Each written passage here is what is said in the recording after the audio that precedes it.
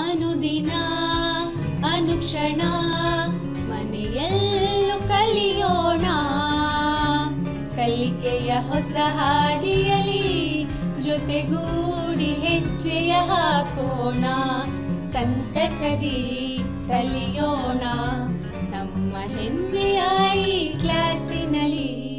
Yes sir. Yes teacher. Present ma'am. नमस्कार बच्चों, कैसे हैं आप? पढ़ाई कैसी चल रही है आपकी? तो बच्चों, आज हिंदी वल्लरी 7वीं कक्षा तृतीय भाषा हिंदी में आप लोगों को स्वागत करता हूँ. ಮಕ್ಕಳೇ, ಈ ಪಾಠವನ್ನು ಅಧ್ಯಯನ ಮಾಡೋಕ್ಕಿಂತ ಮುಂಚಿತವಾಗಿ ನಾವೊಂದು ಚಟುವಟಿಕೆಯನ್ನು ಮಾಡೋಣ. ಇಲ್ಲಿ ಒಂದು ಚಟುವಟಿಕೆಯನ್ನು ಕೊಡಲಾಗಿದೆ, ಜೋಡ್ಕರ್ ಲಿಖಿಯೆ ಅಂತ. ಹೌದಾ? ಈಗ ಜೋಡ್ಕರ್ ಲಿಖೋ ಅಂದರೆ ಹೊಂದಿಸಿ ಬಡಿಯಿರಿ ಅಂತ ಅರ್ಥ. ನೋಡಿ, ಪ್ರಶ್ನೆ ನಿಮ್ಮ ಎದುರುಗಡೆ ಬರ್ತಾ ಇದೆ, ಅದಕ್ಕೆ ಬಿ ಪಟ್ಟಿನೂ ಕೂಡ ನಿಮ್ಮ ಹತ್ರ ಬರ್ತಾ ಇದೆ. ಸರಿಯಾಗಿ ಗಮನಿಸಿ ಮಕ್ಕಳ. 1ನೇ ಪ್ರಶ್ನೆ, ವಿಧಾನ ಸೌಧ, ಚಾಮುಂಡಿ ಪಹಾಡ್, ಕಮಲ ಮಹಲ್, ಗೋಲ್ ಗುಂಬಜ್, ರಾಷ್ಟ್ರಪತಿ ಭವನ್ ಅಂತ ಇದೆ ಎ ಪಟ್ಟಿಯಲ್ಲಿ. ಬಿ ಪಟ್ಟಿಯಲ್ಲಿ ದಿಲ್ಲಿ, ವಿಜಯಪುರ, ಮೈಸೂರು, ಬೆಂಗಳೂರು, ಹಂಪಿ, ಈ ರೀತಿ ಪ್ರಶ್ನೆಗಳನ್ನು ನಿಮಗೆ ಕೊಡಲಾಗಿದೆ. आप लोग इसे क्या करना चाहिए? इसे सही प्रकार से क्रम से जोड़कर लिखना चाहिए. अच्छा, तैयार है ना आप? अपना नोट पुस्तक और हिंदी किताब निकाल कर बैठिएगा. अब इस गतिविधि के लिए आप लोग तैयार हैं. पहला है विधान सौदा. विधान सौदा के लिए सही उत्तर कौन सा है? विधान सौदा के लिए सही उत्तर कौन सा है? याद आया? बेंगलुरु, सही उत्तर कहा आपने. और दूसरा, चामुंडी पहाड़ के लिए, चामुंडी पहाड़ कहाँ पर है? मैसूरू. अच्छा, बहुत खूब. और कमल महल कहाँ पर है? याद करो. हाँ, हम्पी में. अच्छा, उसके बाद है गोल गुंबज. आप लोगों को तो गोल गुंबज के बारे में पता है. ये कहाँ पर है गोल गुंबज? विजयपुरा. बहुत बढ़िया. और आखिर है राष्ट्रपति भवन कहाँ पर है? ರಾಷ್ಟ್ರಪತಿ ಭವನ ಎಲ್ಲಿದೆ ಮಕ್ಕಳ? ಹಾಂ, ನೆನಪತ್ಕನೆ, ಸರಿಯಾಗಿ ಹೇಳಿದ್ರಿ, ದಿಲ್ಲಿ. ಬಹುತ್ ಸುಂದರ್. ತುಂಬ ಸೊಗಸಾಗಿ ತಾವು ಈ ಹೊಂದಿಸಿ ಬರೆಯೋದನ್ನು ಬರೆದಿರಿ. ಈಗ ವಿಧಾನಸೌಧ ಬೆಂಗಳೂರು, ಚಾಮುಂಡಿ ಪಹಾಡ್ ಮೈಸೂರು, ಕಮಲ್ ಮಹಲ್ ಹಂಪಿ, ಗೋಲ್ ಗುಂಬಜ್ ವಿಜಯಪುರ, ಕೊನೆಗೆ ರಾಷ್ಟ್ರಪತಿ ಭವನ್ ದಿಲ್ಲಿ. ಆ 4 ನಮ್ಮ ಕರ್ನಾಟಕ ರಾಜ್ಯಕ್ಕೆ ಸಂಬಂಧಪಟ್ಟಿರುವಂಥದ್ದು. ಹೌದಾ? ಬೆಂಗಳೂರು ವಿಧಾನಸೌಧ ಆಗಿರ್ಬೋದು, ಚಾಮುಂಡಿ ಬೆಟ್ಟ ಆಗಿರ್ಬೋದು, ಮತ್ತು ಕಮಲ್ ಮಹಲ್ ಆಗಿರ್ಬೋದು, ಗೋಲ್ ಗುಂಬಜ್. ಇನ್ನು ಕೊನೆಗೆ 5ನೇದು ಇದೆಯಲ್ಲ, ರಾಷ್ಟ್ರಪತಿ ಭವನ, ಅದು ಎಲ್ಲಿರೋದು? ದಿಲ್ಲಿಯಲ್ಲಿ.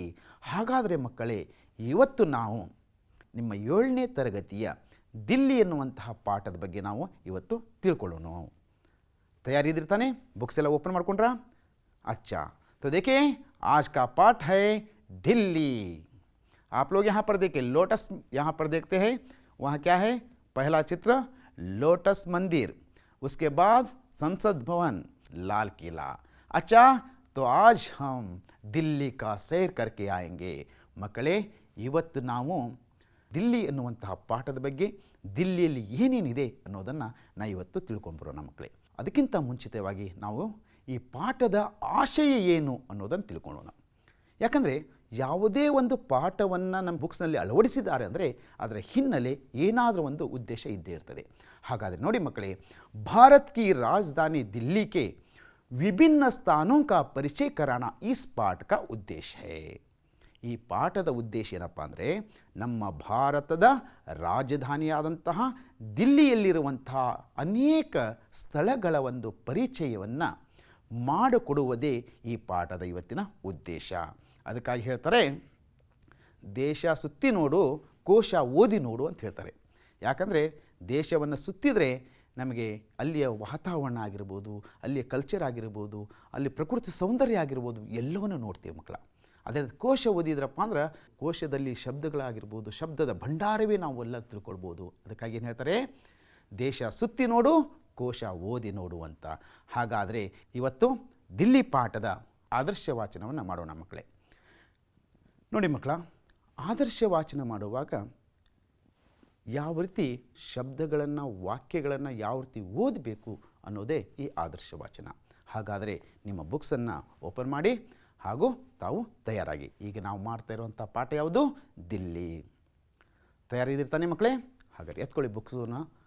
ಭಾರತ್ ಹಮಾರಾ ದೇಶ್ ಹೈ, दिल्ली इसकी राजधानी है. इस विशाल नगर में हम पुरानी और नई सभ्यताओं की झलक पा सकते हैं. दिल्ली का लाल किला बहुत प्रसिद्ध है. इसके दीवाने आम और दीवाने खास देखने लायक है. दीवाने आम में 60 सुंदर खंबे हैं जो लाल पत्थर से बने हैं. दीवाने खास संगमरमर से बना है. इसकी भीतरी दीवारों की नक्काशी बहुत बढ़िया है. लाल किले के पास ही जामा मस्जिद है. यहाँ बहुत बड़ी मस्जिद है. यह मुगल बादशाहों की शान शौकत की यादगार है. दिल्ली से थोड़ी दूर पर कुतुब मीनार है. आसमान से बातें करने वाली यह मीनार बहुत सुंदर है. यहाँ 238 फुट ऊंची है. अच्छा बच्चों, अब हम इस पाठ में आए हुए नए शब्दों का अर्थ को देखेंगे. पहला देखिए झलक. झलक का मतलब है झांकी. झांकी अंद्रेनो? ನೋಟ. ಕನ್ನಡದಲ್ಲಿ ನಾವೇನಂತೀವಿ ಝಲಕ್ ಅಂದ್ರಪ್ಪ ನೋಟ ಅಂತ. ದಿವಾನೆ ಆಮ್. ಇದು ದಿವಾನೆ ಆಮ್ ಅಂದರೆ ಆಮ್ ದರ್ಬಾರ್ ಅಂತ. ಇದರ ಅರ್ಥ ಆಮ್ ಆದ್ಮಿ ಕೆ ರಾಜಾ ಸೆ ಭೇಂಟ್ ಕರ್ನೆ ಕಿ ಜಗಹ. ಆಮ್ ಆದ್ಮಿ ಅಂದರೆ ಸಾಮಾನ್ಯ ಜನರು. ಆಮ್ ಆದ್ಮಿ ಅಂದ್ರೇನು?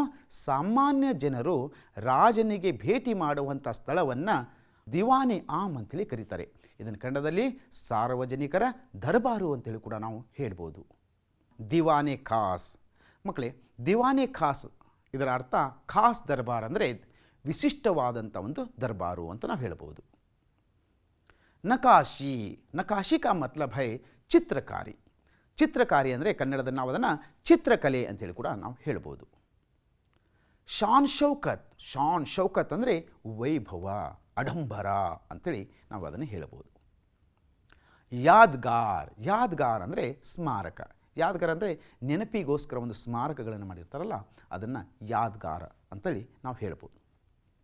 ಉಸ್ಕೆ ಬಾದ್ ಅನೋಖಿ. ಅನೋಖಿ ಅಂದರೆ ಏನಪ್ಪ? ಅದ್ಭುತವಾದದ್ದು, ವಿಶಿಷ್ಟವಾದದ್ದು ಅಂತ ಅರ್ಥ. ಇನ್ನೊಂದು ನಿರಾಲ. ನಿರಾಲ ಅಂದರೆ ಮಕ್ಕಳೇ ಸುಂದರ. ಅದನ್ನು ಕೂಡ ನಿರಾಲ ಅಂದರೆ ಅದ್ಭುತಕ್ಕೂ ಅಂಥೇಳಿ ಕೂಡ ನಾವು ಅದನ್ನು ಹೇಳ್ಬೋದು ಮಕ್ಕಳ. ಕೊನೆಯದಾಗಿ ಅಧಿವೇಶನ. ಅಧಿವೇಶನ ಅಂದರೆ ಸಮ್ಮೇಳನ ಅಂಥೇಳಿ. ಈಗ ಅನ್ಕೋತೀನಿ ನಿಮಗೆ ಈ ಪಾಠದ ಶಬ್ದಾರ್ಥಗಳು ಕೂಡ ನಿಮಗೆ ಅರ್ಥವಾಗಿದೆ ಅಂತ. ಈಗ ನಾವು ಪಾಠದ ವಿಚಾರ ವಿಶ್ಲೇಷಣೆಯನ್ನು ನಾವು ಇವತ್ತು ಮಾಡೋಣ ಮಕ್ಕಳೇ. ಭಾರತ್ ಹಮಾರಾ ದೇಶ್ ಹೈ. ನೋಡಿ, ಈಗ ನಿಮಗೆ ನಕ್ಷೆ ಕಾಣ್ತಾ ಇದೆ ಇಲ್ಲಿ. ಭಾರತ ನಮ್ಮ ದೇಶ, ಹೌದಾನೆ? ದಿಲ್ಲಿ ಇಸ್ಕಿ ರಾಜಧಾನಿ ಹೇ. ನೋಡಿ ಅಲ್ಲಿ ಕಾಣ್ತಾ ಇದೆ ಚಿತ್ರದಲ್ಲಿ ನೋಡಿ. ಭಾರತ, ಭಾರತದ ರಾಜಧಾನಿ ಯಾವುದು? ದಿಲ್ಲಿ. ನೋಡಿ ಅಲ್ಲಿ ಗಮನಿಸ್ರಿ, ನಕ್ಷೆಯಲ್ಲಿ ದಿಲ್ಲಿಯಲ್ಲಿದೆ ಅಂತ ಗಮನಿಸ್ರಿ. ಹಾಂ. इस विशाल नगर में हम पुरानी और नई सभ्यताओं की झलक पा सकते हैं. ನೋಡಿ ಮಕ್ಕಳ, ಭಾರತ್ ಹಮಾರಾ ದೇಶ್ है, दिल्ली इसकी राजधानी है. इस विशाल नगर में हम पुरानी और नई सभ्यताओं की झलक पा सकते हैं. ಅಂದರೆ ಭಾರತ ನಮ್ಮ ದೇಶ, ಇದರ ರಾಜಧಾನಿ ದಿಲ್ಲಿ, ಇಲ್ಲಿರುವಂತಹ ವಿಶಾಲವಾದಂತಹ ನಗರಗಳಾಗಿರ್ಬೋದು. ಮತ್ತು ಈ ಪಾಠದಲ್ಲಿ ಏನು ಕಾಣ್ತೇವಪ್ಪ ಅಂದರೆ ಪುರಾಣಿ. ಪುರಾಣಿ ಅಂದರೆ ನಾವು ಹಳೆಯ, ಹಿಂದೆ ಗತಿಸಿ ಹೋದಂಥ ವೈಭವ ಆಗಿರ್ಬೋದು. ನಹಿ ಸಭ್ಯತೆ ಅಂದರೆ ನಹಿ ಅಂದರೆ ಹೊಸ ಸಭ್ಯತೆ. ಈಗಿನ ಹೊಸ ಸಭ್ಯತೆಗಳು, ಸಭ್ಯತಾವು ಕಿ ಝಲಕ್. ಝಲಕ್ ಅಂದರೆ ನೋಟವನ್ನು ನಾವು ಈ ಪಾಠದಲ್ಲಿ ನಾವು ಕಾಣ್ತೀವಿ. ಹಾಗಾದರೆ ಮುಂದೆ ನೋಡಿ. ನೋಡಿ ಈ ಚಿತ್ರವನ್ನು ನೋಡ್ತಾ ಇದ್ರಿ. ಇದು ಲಾಲ್ ಕಿಲಾ ಅಂತ ಕರೀತಾರೆ. ದಿಲ್ಲಿ ಕಾ ಲಾಲ್ ಕಿಲಾ ಬಹುತ್ ಪ್ರಸಿದ್ಧ ಹೇ.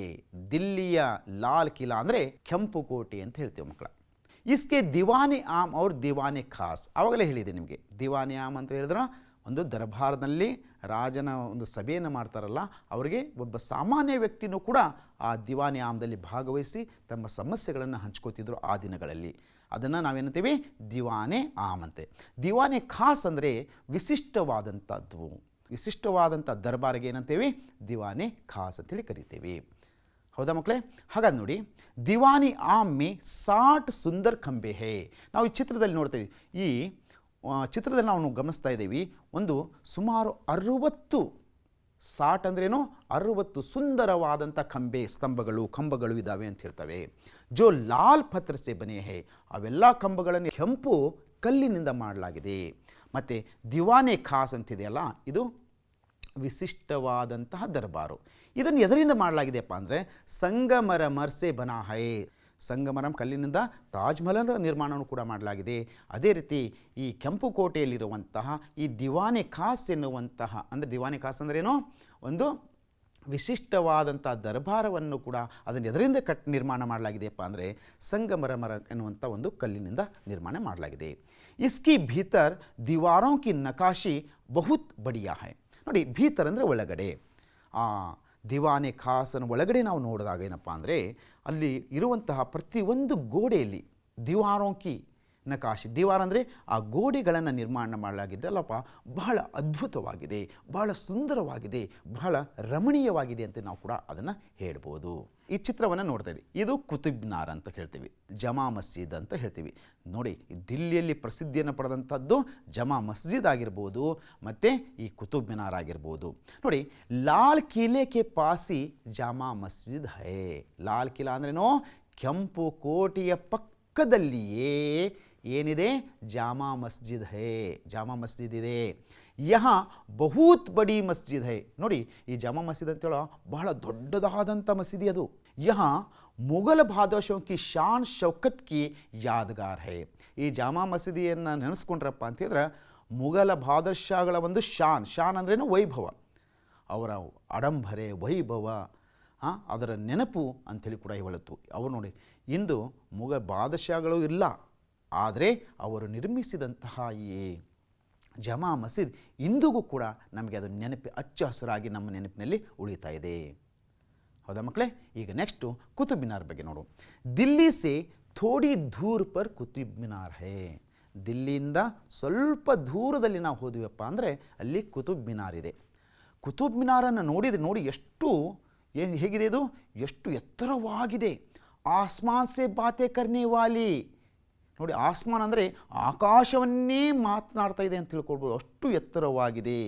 ಯಹ ಮಿನಾರ್ ಬಹುತ್ ಸುಂದರ. ಮಿನಾರ್ ಅಂದ್ರೇನು ತುದಿ ಗೋಪುರ ಅಂತ ಹೇಳ್ತೀವಲ್ಲ, ಅಷ್ಟು ಎತ್ತರದಲ್ಲಿದೆ ನೋಡಿ. ಅದು ಎಷ್ಟು ಸುಂದರವಾಗಿ ಅದ್ಭುತವಾಗಿ ನಿರ್ಮಾಣ ಮಾಡಿದ್ದಾರೆ ನೋಡಿ. ಯಹ 238 फुट ऊंची है. तो देखिए यहाँ ಮಿನಾರ್ ಕಿತ್ನಿ ಫುಟ್ ऊंची है, यहाँ 238 ಅಂದರೆ 238 ಫುಟ್ ಎತ್ತರದಲ್ಲಿದೆ. ಇಲ್ಲಿ ನೋಡ್ತಾ ಇದ್ರಲ್ಲ, ಇದು ಯಾವ ಭವನ? ಇದು ಸಂಸತ್ ಭವನ ಅಂತ ಕರಿತೀವಿ. तो देखिए, नई दिल्ली की शोभा अनोखी है. भारत सरकार का सचिवालय यहीं पर है. संसद भवन बड़ा रमणीय है. यहाँ गोलाकार सदन संसार में निराला है. ನೋಡಿ ಮಕ್ಕಳ, ನಾವು ಈ ಸಂಸತ್ ಭವನವನ್ನು ನೋಡ್ತಾ ಇದ್ದೀವಿ. ಇದು ನ್ಯೂ ಡೆಲ್ಲಿ, ನೈ ದಿಲ್ಲಿ ಅಂದರೆ ಹೊಸ ದೆಹಲಿ ಅಂತ ಹೇಳಿ ಕರಿತೆ. ನೈ ದೆಹಲಿಯಲ್ಲಿ ಇದು ಬಹಳ ಅದ್ಭುತವಾಗಿದೆ. ಅನೋಖಿ ಅಂದರೆ ನಾವು ಅದ್ಭುತವಾದಂಥದ್ದನ್ನು ಈ ಭವನವನ್ನು ನಾವು ನೋಡ್ತೀವಿ. ನಮ್ಮ ಭಾರತ ಸರ್ಕಾರ ಸಚಿವಾಲಯ ಕೂಡ ಈ ಸಂಸತ್ ಭವನದಲ್ಲೇ ಇದೆ. ಸಂಸತ್ ಭವನ ಬಡ ರಮಣೀಯ. ಸಂಸತ್ ಭವನ ನೋಡ್ತಾ ಇದ್ದರೆ ಬಹಳ ಆಕರ್ಷಣೀಯವಾಗಿದೆ. ಯಹ ಗೋಲಾಕಾರ ಅಂದರೆ ಗೋಲಾಕಾರದಲ್ಲಿ ಈ ಸಂಸತ್ ಭವನನ್ನು ನಿರ್ಮಾಣ ಮಾಡಲಾಗಿದೆ. ಲೋಕಸಭಾ ರಾಜ್ಯಸಭಾಕ್ಕೆ ಅಧಿವೇಶನ ಇಸಿ ಸದನ ಮೇ ಹೋತೆ ಹೇ. ಸಂಸತ್ ಭವನದಲ್ಲಿ ಅಧಿವೇಶನಗಳು ಕೂಡ ನಡೀತದೆ ಮಕ್ಕಳ. राष्ट्रपति भवन भारत के राष्ट्रपति का निवास स्थान है. राष्ट्रपति देश विदेशों के अपने अतिथियों का आदर सत्कार यहीं पर करते हैं. ನೋಡ್ರಪ್ಪ, ಈ ರಾಷ್ಟ್ರಪತಿ ಭವನ ರಾಷ್ಟ್ರಪತಿಯವರ ನಿವಾಸವೂ ಕೂಡ ಆಗಿದೆ, ರಾಷ್ಟ್ರಪತಿಯವರ ಮನೆಯೂ ಕೂಡ ಇದಾಗಿದೆ. ವಾಸಸ್ಥಳ, ನಿವಾಸ ಅಂದ್ರೇನೋ ವಾಸಸ್ಥಳವೂ ಕೂಡ ಆಗಿದೆ. ಮತ್ತು ಅಷ್ಟೇ ಅಲ್ಲ, ರಾಷ್ಟ್ರಪತಿ ದೇಶ ವಿದೇಶೋं के अपने अतिथियों का आदर सत्कार ಯಹಿ ಪ್ರಕರ್ತೆ. ಬೇರೆ ದೇಶದಿಂದ ಬರುವಂಥ ಅತಿಥಿಗಳು ಅವರು ತಂಗುಕೊಳ್ಳುವಂಥ ಸ್ಥಳ ಯಾರಪ್ಪ ಅಂದರೆ ರಾಷ್ಟ್ರಪತಿ ಭವನದಲ್ಲಿ.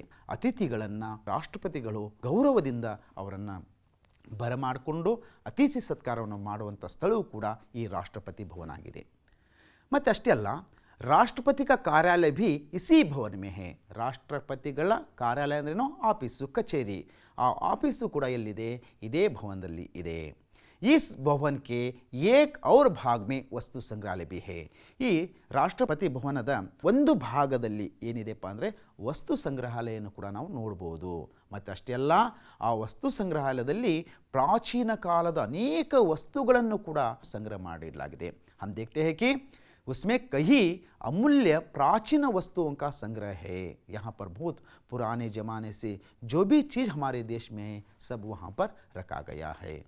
दिल्ली में इसके अलावा राजघाट, शांतिवन, जंतर मंतर, कनॉट प्लेस, बिरला भवन, लक्ष्मी नारायण का मंदिर आदि अनेक दर्शनीय स्थान है.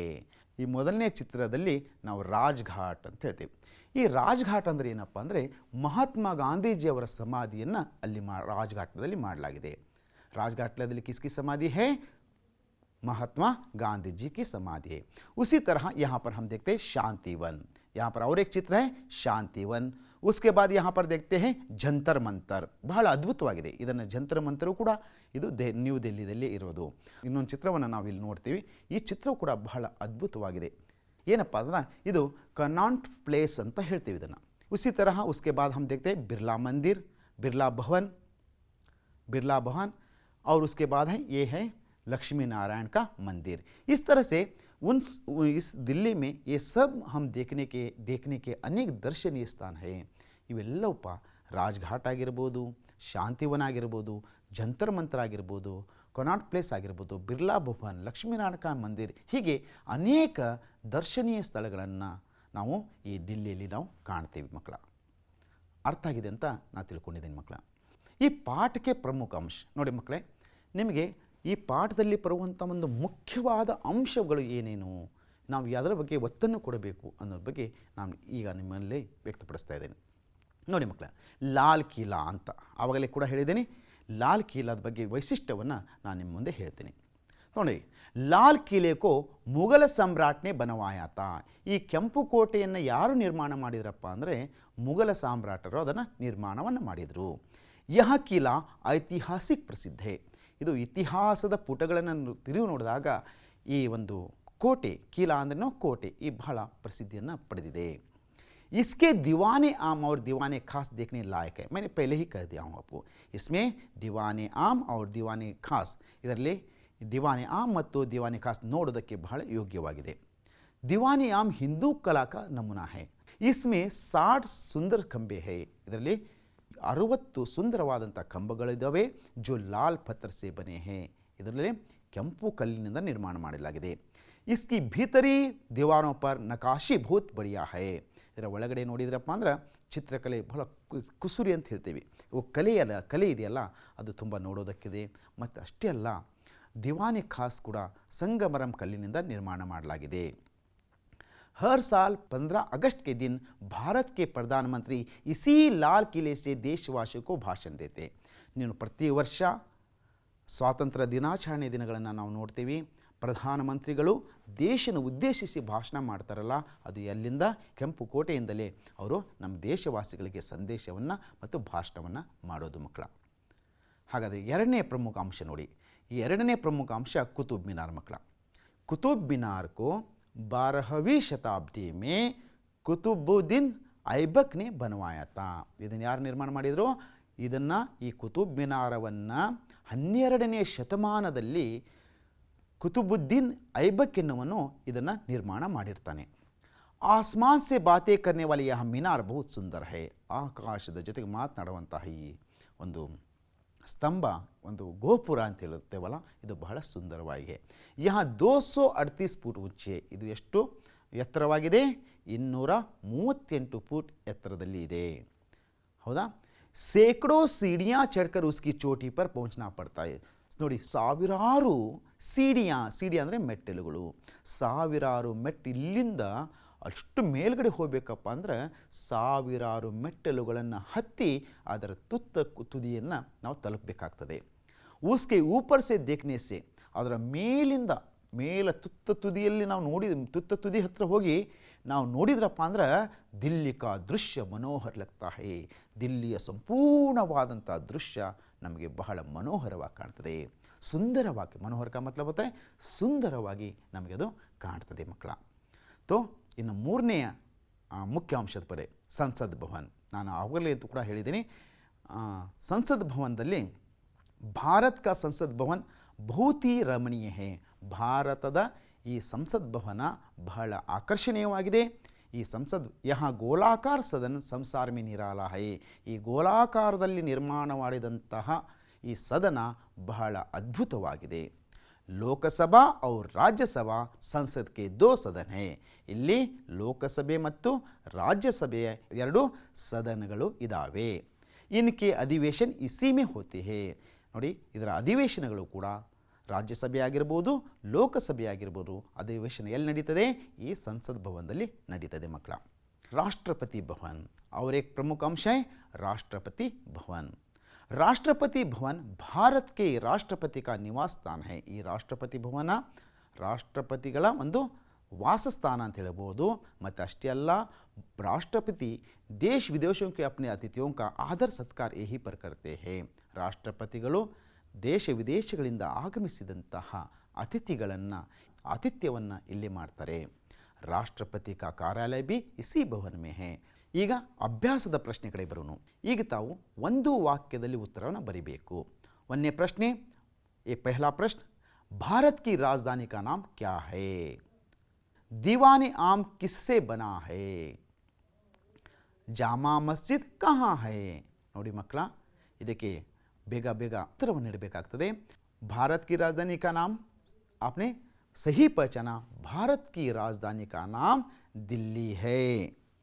दीवाने आम किससे बना है? दीवाने आम लाल पत्थर से बना है. बहुत खूब. जामा मस्जिद कहाँ है?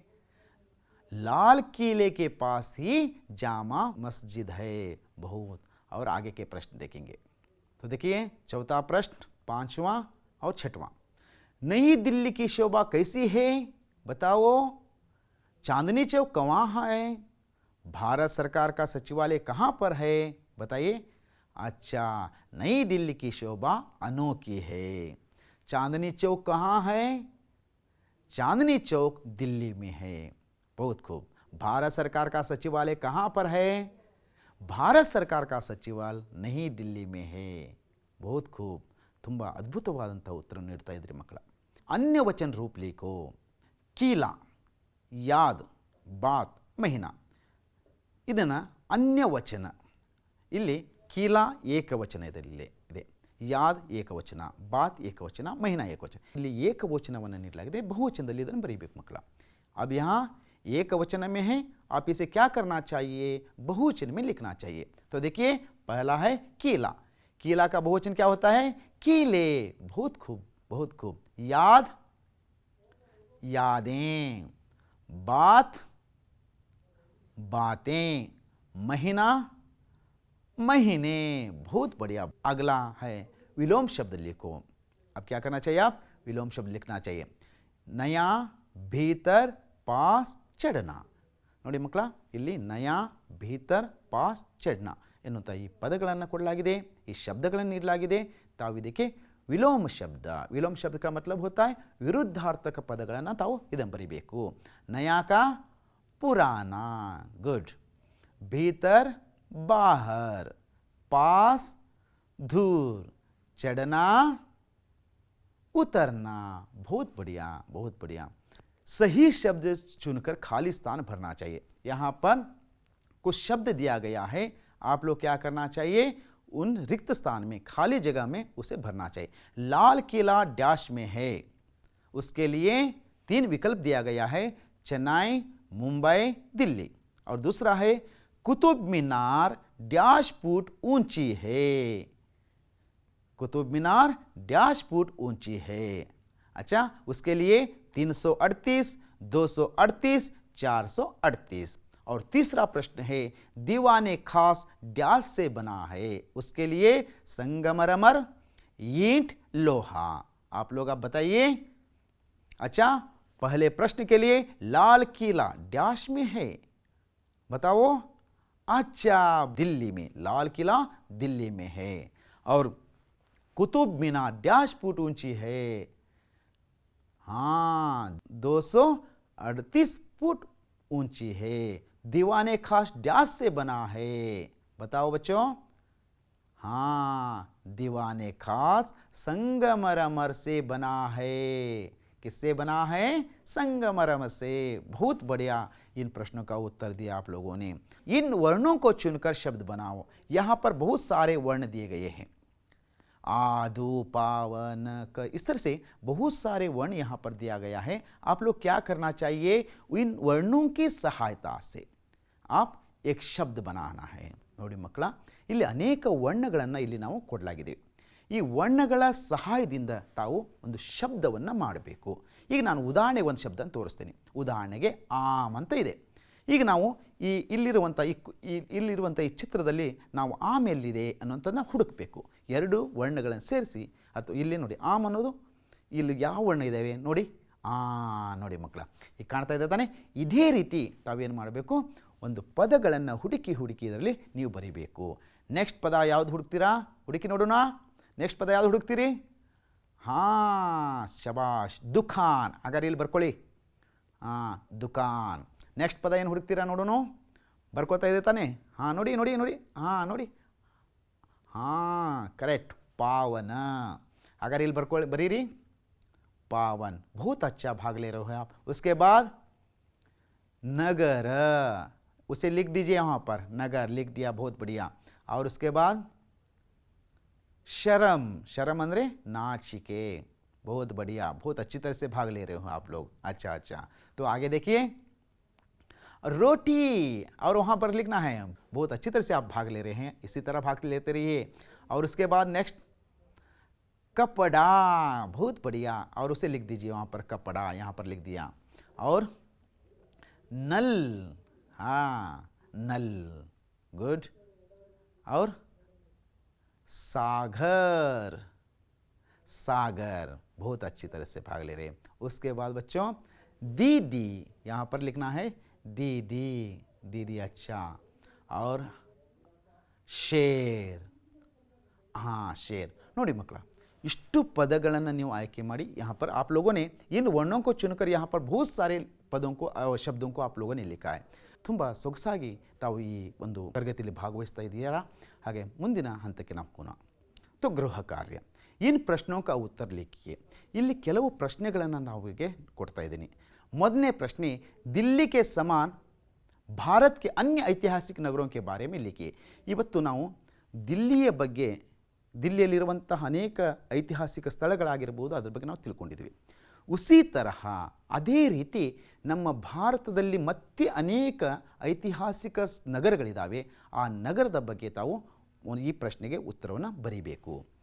ಅದೇ ರೀತಿ ಎರಡನೆಯ ಪ್ರಶ್ನೆಗಳಿಗೆ ಇಲ್ಲಿ 4 ಚಿತ್ರಗಳನ್ನು ನೀಡಲಾಗಿದೆ. दिल्ली के दर्शनीय स्थानों के चित्र देखकर पहचानो और उनके नाम लिखना चाहिए. इन चित्रों को पहचानना चाहिए, कौन सा चित्र है पहचानना चाहिए.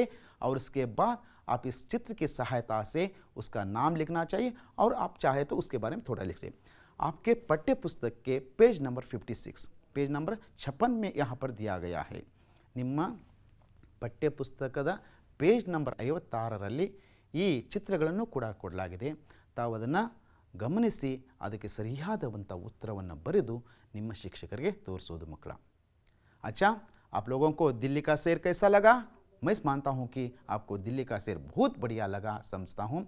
मैं हूँ संजय कुमार गणपति राठौड़, सरकारी हाई स्कूल बाचनहट्टी, मागड़ी तहसील, रामनगर जिला कार्यरत हूँ.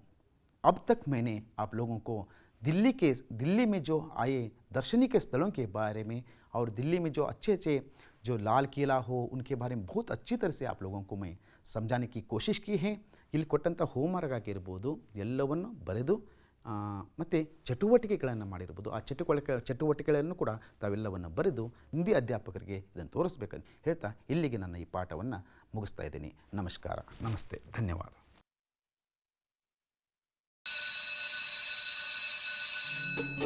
ಅನುದಿನ ಅನುಕ್ಷಣ ಮನೆಯಲ್ಲೂ ಕಲಿಯೋಣ, ಕಲಿಕೆಯ ಹೊಸ ಹಾದಿಯ